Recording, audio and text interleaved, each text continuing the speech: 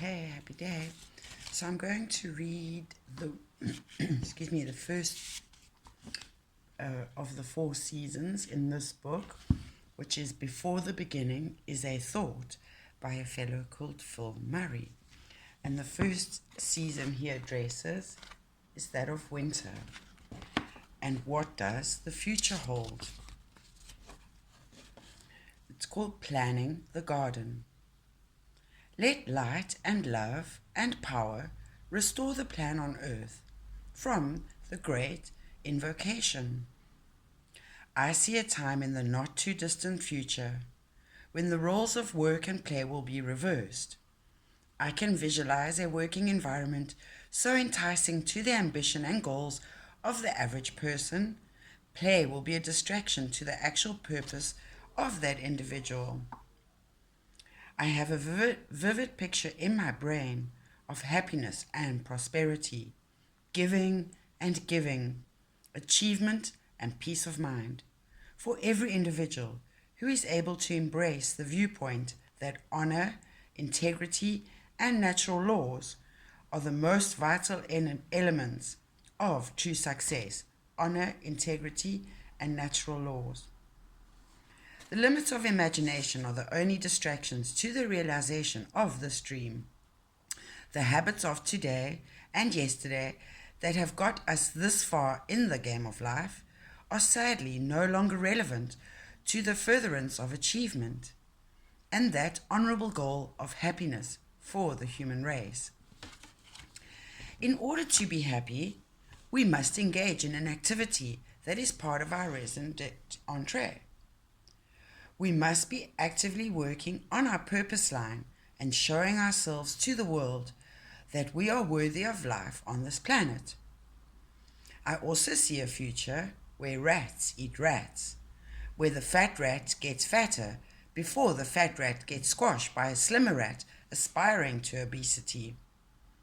That future is geared towards short-term goals and targets and a philosophy of fear related incentives, which inspire only those of us who are so far down-tone that we see no further than the fat rat. Makes me think of in Hope for the Flowers when Stripe wanted to climb the mound of other worms. In this environment, the artist is scoffed and the streetwise uneducated kid of 1,000 neighborhoods rules the roost. So as he rules, so the culture deteriorates further into displays of personality at the expense of exhibitions showing true character.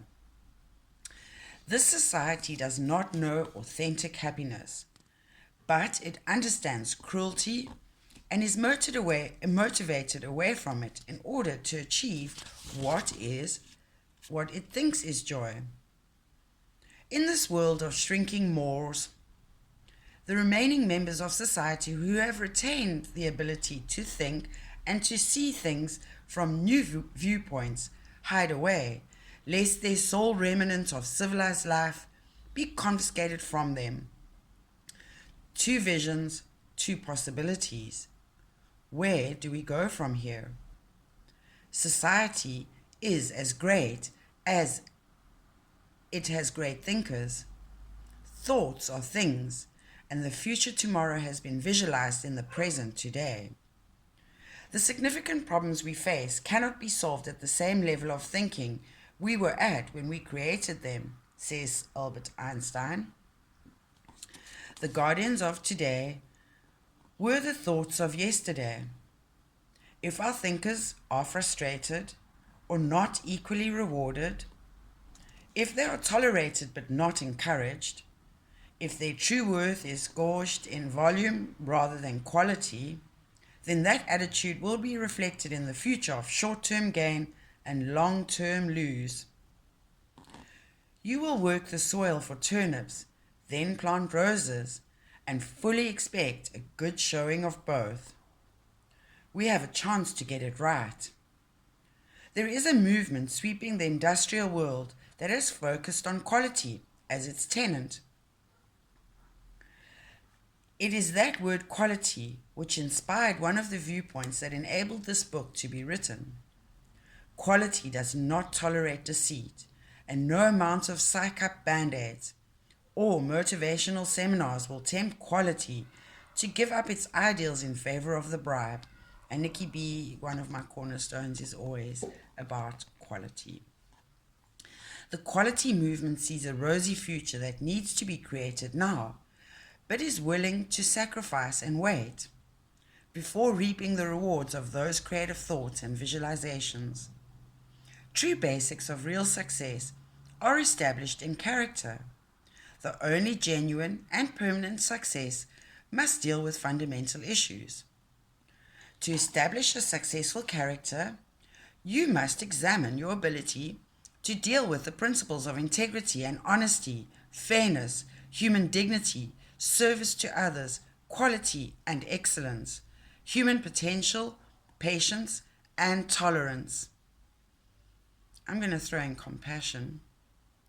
If you build your character around these natural harbingers of success, then you may enhance the resultant characteristics with personality traits as and when you wish. These laws of character and personality cannot be reversed if you are contemplating longer-term gain. The smile is sweet if the person is happy.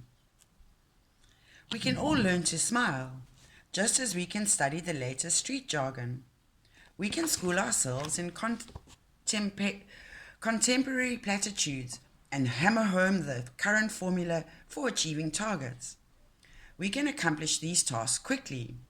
The issues of character take longer to embrace and internalize.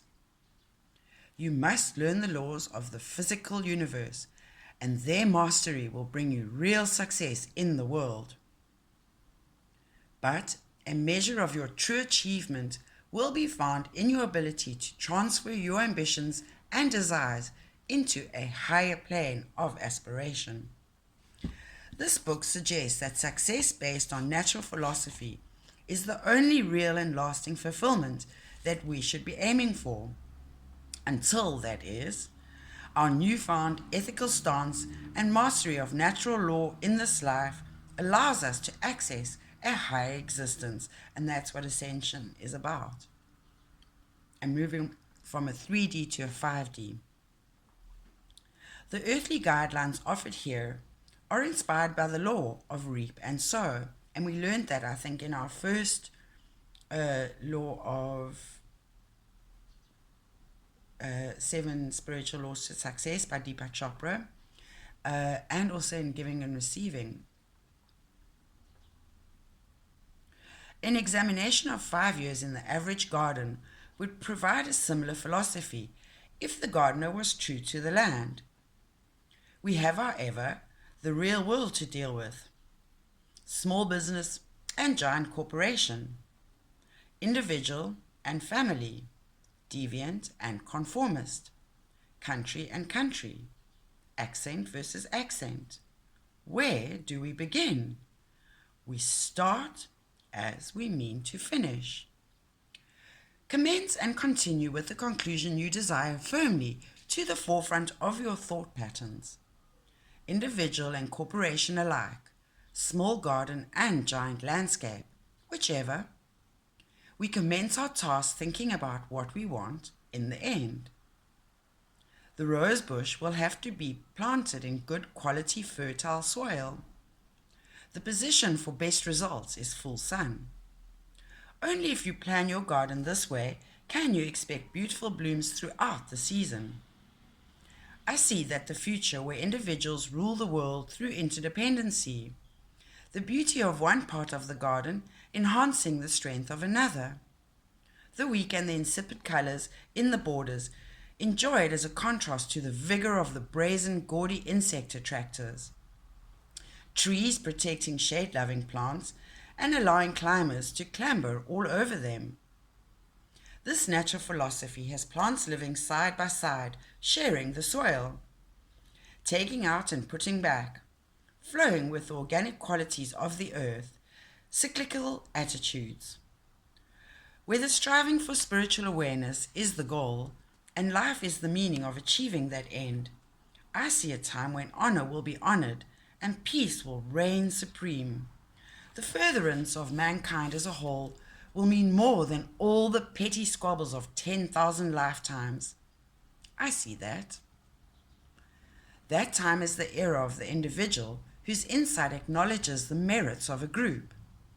I have a bright mental image picture in my mind of that day when all mankind pays homage to the past of a million philosophers and then quickly gets on with the job at hand, eyes firmly on the present, then the future. I see that time. When we all postulate the future as a beautiful place, that is when this haven will begin to materialize at a more rapid pace. Thoughts are things.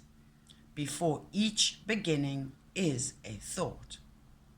Everything that you perceive now began life as a thought. There are many different levels of existence. There is a chair, a photograph of a chair, a reproduction of the photograph of that chair, someone's interpretation of that reproduction, the original design drawing of that chair, the interpretation by the original craftsman, but at the very beginning, someone conceived of the idea. The very first thought about that chair was the beginnings of its materialistic form in the physical universe. The thought is merely another medium for expressing the senses. The thought is material. It is a different type of solidity to that which we see through eyes, but solid nonetheless. We have made massive technological leaps forward into the future of what just a few years ago were thought of as wildest dreams. I believe that the science fiction of today is no more fiction than the science fiction and wild dreams were of yesterday. I see a future where fascination will change its course to embrace the wonder of the human mind. And it reminds me of Jacques Fresco. Have a look at him. He thought like this. I am an ontology student of the mind as a vehicle for the being, and I invite you to join me. The relationship of the psyche to the mind, to the brain, to the body, to the world. It is a meditative passage of no return. You cannot have knowledge without taking responsibility for what you know. And once you embark on a journey of thought discovery, there is no turning back. Once you are aware of the awe-inspiring power of the human mind, there is no solace in harboring unprincipled desire. Full responsibility comes when you are answerable to the world for the thoughts in your head. And so, first of all, let us think the right thoughts. Let us all embrace the idea that thoughts are things. And then, lo and behold, before long, you will see for yourself that this is so. What you are is what you have been contemplating privately. Secret thoughts come straight to view as your surrounding mirrors you. The world is merely what goes on inside your own cerebrum. When you are cognizant of this simple fact, it is then that you will feel a need to change some of the workings of your mind. It is then that you will seek out help to change what seems to be incontestable. But, just like anything that you are privileged to see in the physical world, whatever you wish to change begins with the thought that it has already changed. And again, this ties in so beautifully with those 7 laws of spiritual success, available on the blog and YouTube videos. What thoughts can you think to shape the future? Will you join me in shaping a good future for everyone?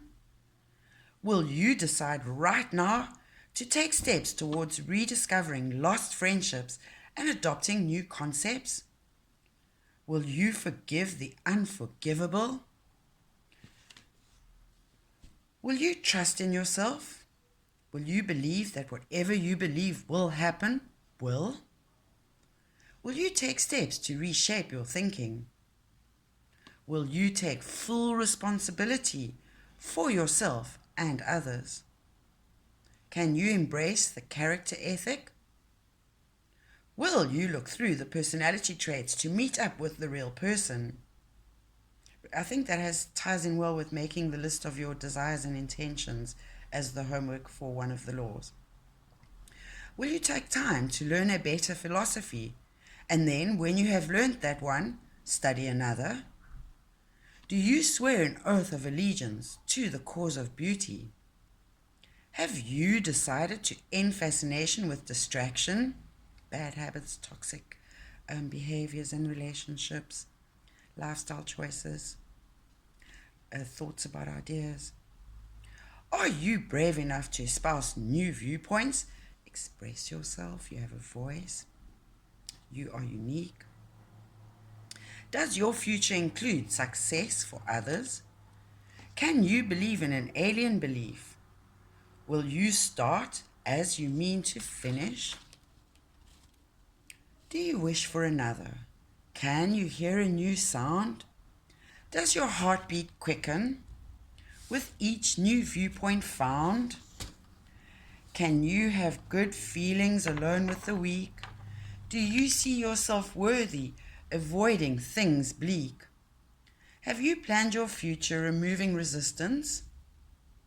Acknowledge your greatness, inspire your existence. Plan the garden exactly as you wish to see it, in the seasons of many years to come. Then reward yourself by thinking the highest thought you can manifest in your head. It's a rose. And that is the first part. I will do it in separate parts to keep them short and bite-worthy for you.